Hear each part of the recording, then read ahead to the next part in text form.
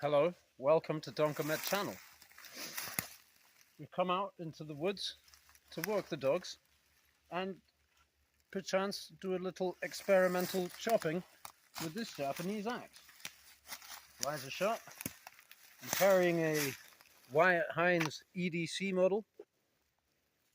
Might as well have a look at that. Lovely.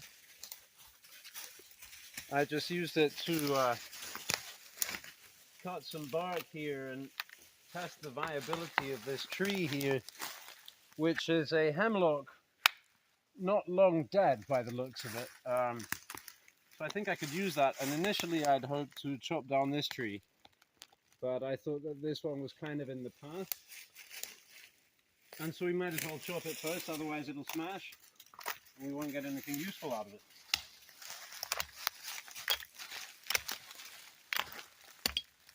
Or we might not. Yeah, but actually, maybe I don't even have to cut this all the way, but if I cut it a little bit, then it'll break on that. It'll break on that cut, I guess. Okay, got a good angle. So this is hemlock, the poor man's hardwood. This now being basically seasoned is going to be extremely tough. In fact, you know what? I don't want to. That is a whole nother matter. I'm changed my mind. We're just going to drop the tree onto it. It should be fine.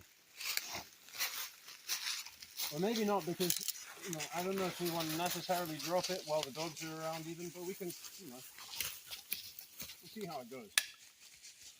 They might want to be in the way, they might want to be out of the way.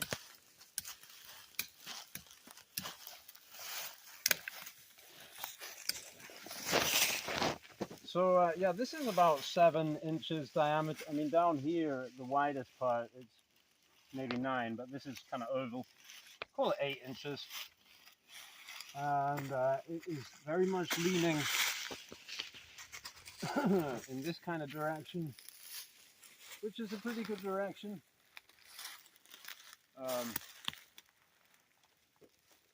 I don't know. If it starts leaning the wrong way, I can always come back and figure it out later with a come along winch or whatever.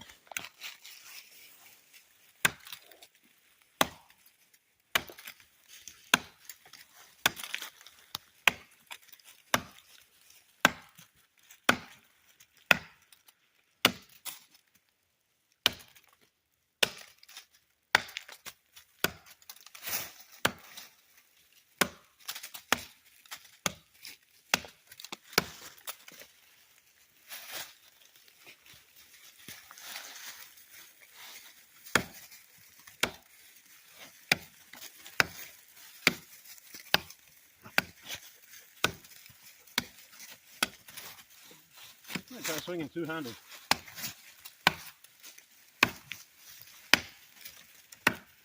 Might remove my watch for that, because I had to get this fixed recently, and I wondered whether it might not be a problem swinging an axe with a watch on. Automatic watch. Casio's do alright.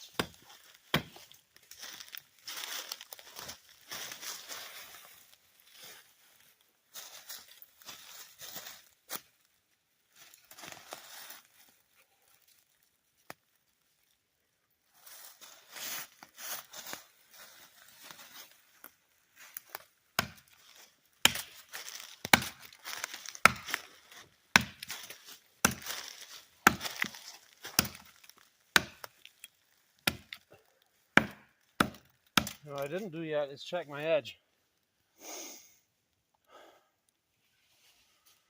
Looks fine. Still feels very sharp.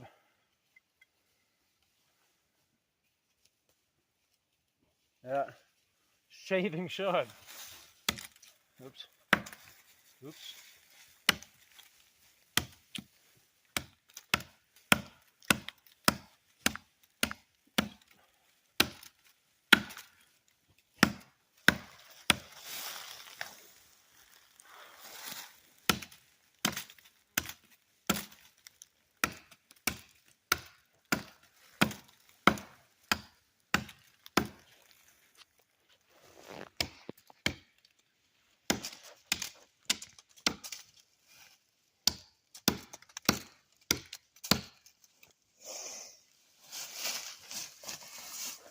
Okay, I will invite you to please come and stand on this side now.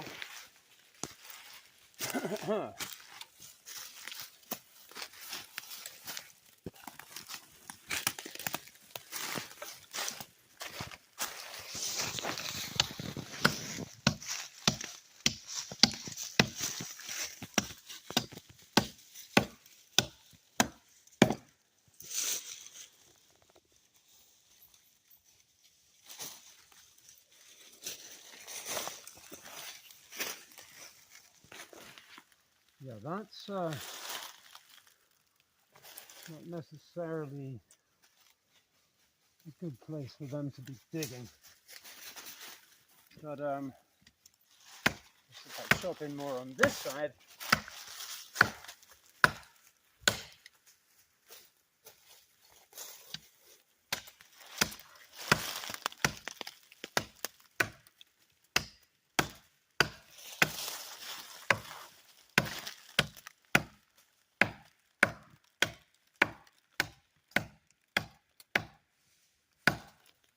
I'm not chopping hard, by the way, very hard, really. Going gently doesn't seem to be, the setup for really going hard. But it chops in deep. In the hands of someone truly competent, I think this could be very impressive. So we're through to the core of the tree now. And I think, yeah, in the balance, I'm probably not going to try and drop it now. Just because, like I say, the dogs are kind of in the path. Sometimes they like to run off in the opposite direction than you are expecting the tree to fall. But that's not up to me. But this looks good. I think we'll get at least 3 10-foot rails out of it for fencing. And it's kind of here next to this dwarf out by this prime specimen here next door. So this one will benefit. And there are a lot of hemlocks to scan around. A lot of young hemlocks. We'll let them, that probably needs to be thinned out actually, all of this. Could even try that right now.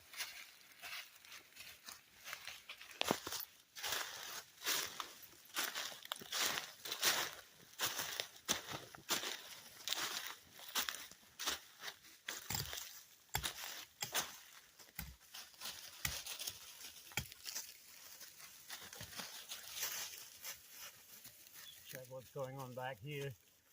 No rocks.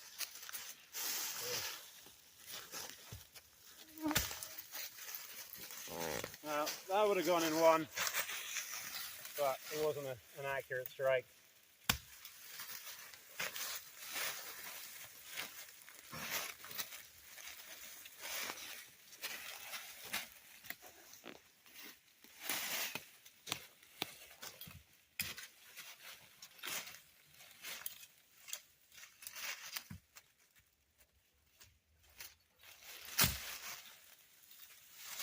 I mean, that is a very hard cut to make. That did way better than I was expecting. To get it to cut flush down here, it's way tougher, the wood down there, than elsewhere. Oops. Accuracy issue. There we go. It's a nice flush cut.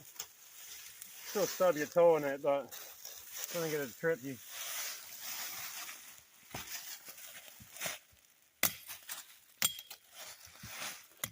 This task here, I've buckled many a knife. It's very deceptive because hemlock is considered a soft wood and it's thin stuff. But if you hit it wrong, especially you hit it back here, then it bounces back and it'll warp your blade. You have like a hollow grind, even a robust hollow grind. Oops, that's right. Sorry. Yeah.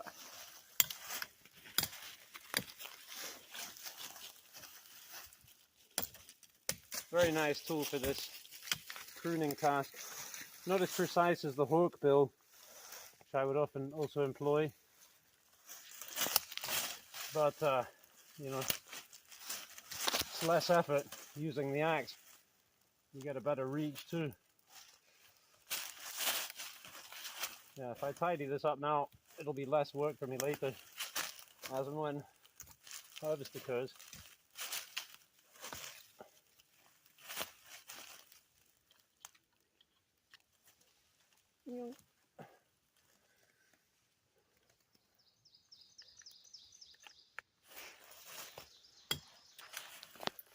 Hey look, here's a dead. Oh, this one's nearly dead. Oh, that's a pine. Okay, we'll leave that. We could leave that and favour that by taking the hemlock to the closest to it.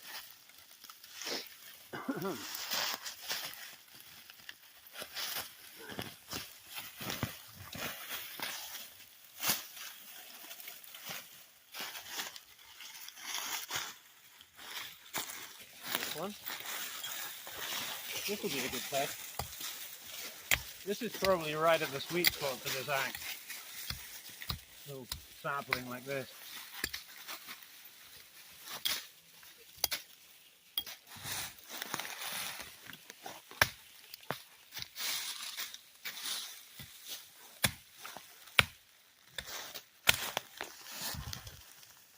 I mean, again, in the hands of a skilled axeman, that would have been one strike.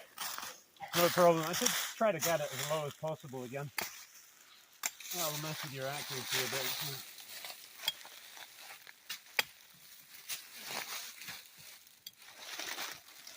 bit. Here's a fun thing. I started using a reverse grip on the axe under certain circumstances. Never used to do that before. In fact, I never used to use a reverse grip for anything before. I guess you start doing it with a knife, and then sooner or later you're going to want to do it with an axe.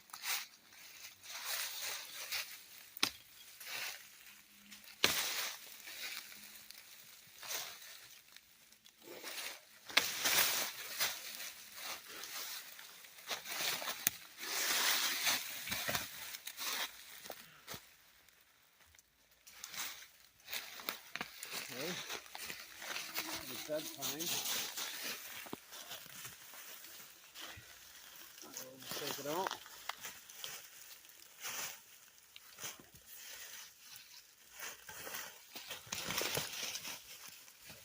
I like to rip it out if I can, you know.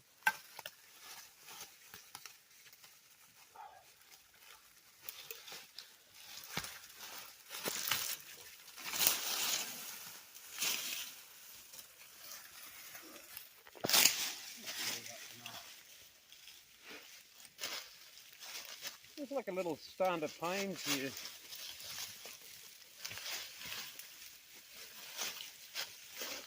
Right, this one.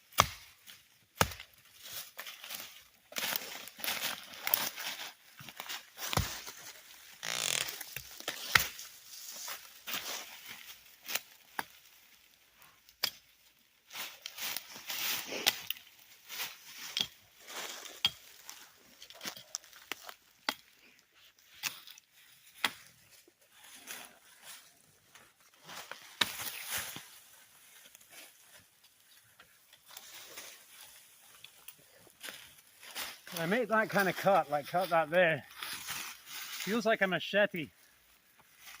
The feeling of swinging and the feeling of the way it cuts like a clean.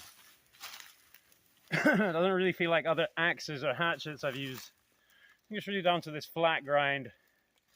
I mean, it is convex, but it's, well, all right, it's not really flat.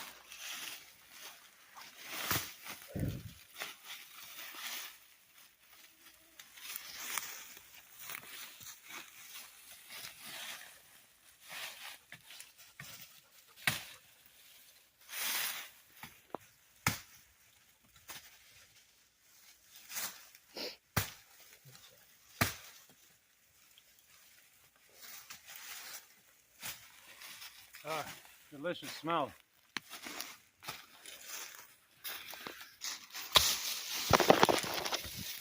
Do beg your pardon. Shame if you didn't catch that one. That was the demonstration cut. Done in one.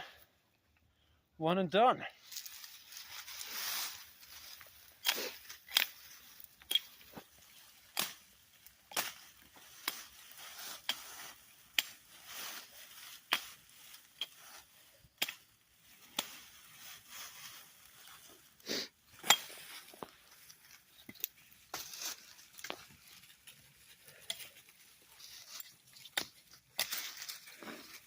Makes for a good hiking pole when it's seasoned. Very good strength to weight ratio. This pale color in time will take on an attractive golden hue. Thanks for watching.